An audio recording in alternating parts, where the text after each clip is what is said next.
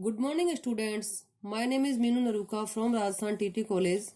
मैं BSc second year को pteridophytes, gymnosperm and palaeobotany, जो कि बॉटनी का थर्ड पेपर है, उसमें मैं जो टॉपिक पढ़ा रही हूँ वो टॉपिक है टेरिडोफाइट्स में संवहन तंत्र, that means stelar system in pteridophytes.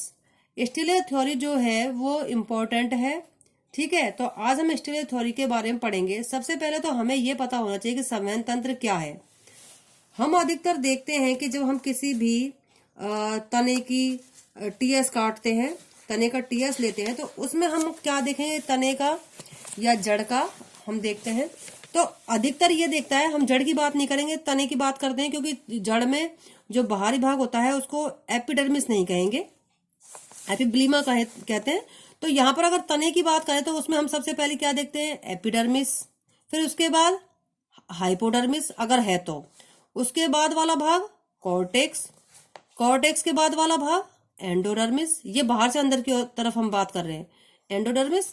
Endodermis के बाद पेरिसाइकिल, और पेरिसाइकिल के अंदर वाला जो भाग होता है, ठीक है, जो कि जाइलम फ्लोएम से बना होता है, उसको हम कहते हैं संवहन तंत्र, ठीक है। संवहन तंत्र कहेंगे, ठीक है। मतलब ये जो बीच वाला भाग अगर है और ये जाइलम और फ्लोएम से मिलकर बना हुआ है, तो इस भाग को हम संवहन ऊतक कह सकते हैं, संवहन तंत्र कह सकते हैं, क्योंकि जाइलम और फ्लोएम से बना हुआ रहता है, इस कारण इसे हम संवहन तंत्र कहते हैं। तो इसके लिए हम जानेंगे कि जो टेरिडोफाइट्स है उसमें संवहन तंत्र जो होता है, स्टीलियर जो सिस्टम होता है, वो किस किस प्रकार का होता है। इस प्रकार से ये बीच वाला भाग है, इसको हम स्टील भी कह सकते हैं, ठीक है।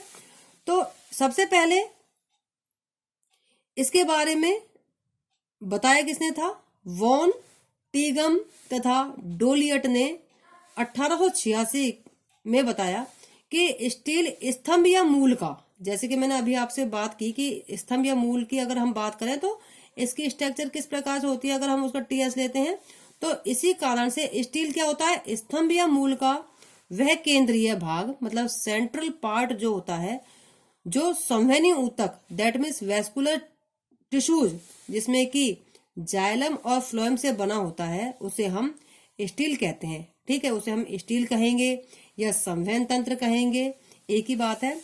स्टील की सबसे बाहरी परत क्या होती है, पेरिसाइकिल। जैसे कि मैंने अभी आपको बताया कि स्टील की जो सबसे बाहरी जो परत होती है वो क्या होगी, स्टील की सबसे बाहरी परत पेरिसाइकिल होगी।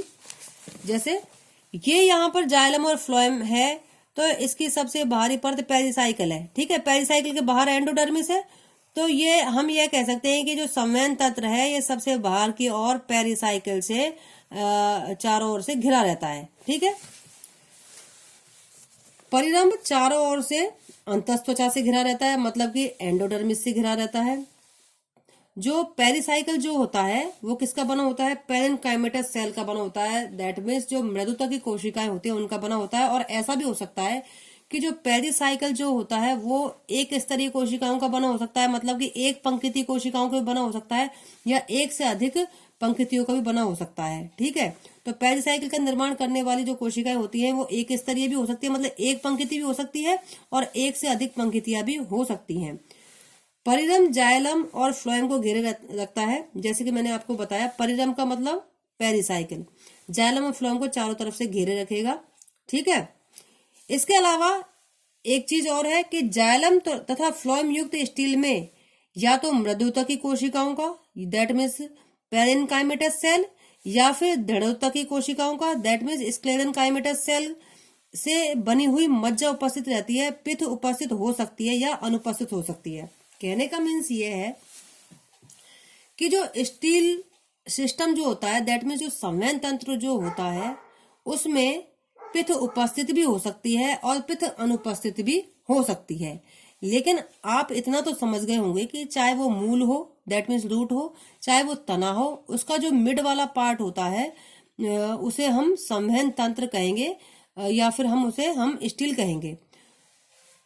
तने का रंभ स्टील, हाँ, तने का जो रंभ है जिसे कि हम स्टील कह रहे हैं, वो पत्ती के रंभ से, मतलब जो लीव जो होती है उसके स्टील से एक संवहन ऊतक के से जुड़ा रहता है। ये मैं आपको आगे भी बताऊंगी इसको डिटेल में कि जो तने का स्टील है और पत्ती में भी स्टील होता है, तो वो एक एक वेस्कुलर सिस्टम होता है उसके द्वारा जुड़ा होता है, और उसे हम क्या कहेंगे, लीफ ट्रैक कहेंगे, लीफ ट्रैक कहेंगे, उसको हम पर्ण चिन्ह भी कह सकते हैं। ठीक है।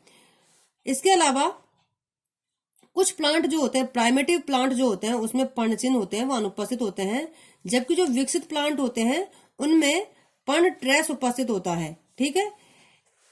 इशू तथा स्मिथ ने अनुसार टेरिडोफाइट्स में कई प्रकार के स्टील पाए जा सकते हैं। कहने का मीन्स ये है कि इशू जो है बॉटनिस्ट थे, उन्होंने 1953 के अनुसार, और इसके अलावा जो स्मिथ है जो कि बहुत ही फेमस है, 1955 के अनुसार टेरिडोफाइट्स में कई प्रकार के स्टील सिस्टम पाए जा सकते हैं। ठीक है। और इनकी जो प्रकार है उसको किस आधार पर बताया जा सकता है कि इनमें स्टील सिस्टम जो है उसमें जाइलम कहाँ पर स्थित है। ठीक है। किसी में पिथ उपस्थित है या अनुपस्थित है, लीफ ट्रैक्स जो है उपस्थित है या अनुपस्थित है। तो इस प्रकार से कई आधारों पर टेरिडोफाइट्स में कई प्रकार के स्टील पाए जाते हैं। तो टेरिडोफाइट्स में जो स्टील पाए जाते हैं उनके प्रकार कौन कौन से हैं? प्रोटो स्टील, सबसे पहले हम इसको प्रोटो स्टील, दूसरा जो है वो साइफनो स्टील, तीसरा प्रकार जो है सोलिनो स्टील, चौथा जो प्रकार है वो है डेक्टो स्टील, पांचवा जो प्रकार है वो पॉलीसाइक्लिक स्टील, और अगला जो प्रकार है वो पॉली स्टील। और ये जो जितने भी स्टील है इनको आगे भी कई स्टील्स में डिवाइड किया गया है कि ये भी कई भागों में डिवाइड हो सकते हैं। जैसे प्रोटो स्टील है तो वो उसको भी आगे हम आगे भागों में डिवाइड कर सकते हैं। सबसे पहले हम बात करेंगे प्रोटो स्टील की। तो प्रोटो स्टील किस प्रकार का स्टील होता है या किस प्रकार का संवहन तंत्र होता है? तो जो प्रोटो स्टील होता है इसको हम ठोस रंभ भी बोलते हैं। ठीक है। इसे ठोस रंभ भी कहा जाता है। क्यों कहा जाता है इसे ठोस रंभ? क्योंकि इस प्रकार के रंभ में रंभ का जो केंद्रीय भाग होता है वो जाइलम से बना होता है, और इसके चारों ओर फ्लोएम की एक रिंग पाई जाती है, फ्लोएम की एक वलय पाई जाती है। अर्थात जाइलम जो होता है वो फ्लोएम से चारों ओर से घिरा रहता है। आप इस डायग्राम में अब आप देख सकते हो कि स्टील जो है इस प्रकार का पाया जाता है, तो उसे हम ठोस रंभ या प्रोटो स्टील कहते हैं। अब आप इस डायग्राम में देख सकते हैं कि ये सबसे बीच वाला भाग है, और इसको ठोस रंभ इसलिए कहा जाता है क्योंकि यहाँ जो मिड वाला ये जो पार्ट है, तो इस पार्ट में ये बीच वाला भाग है, ये संपूर्ण जाइलम से बना हुआ है, पूरा भाग ये जाइलम से बना हुआ है, और ये अपने चारों तरफ से फ्लोएम के द्वारा घिरा हुआ है। ये वाला जो भाग है ये सारा क्या है, ये फ्लोएम के द्वारा घिरा हुआ है।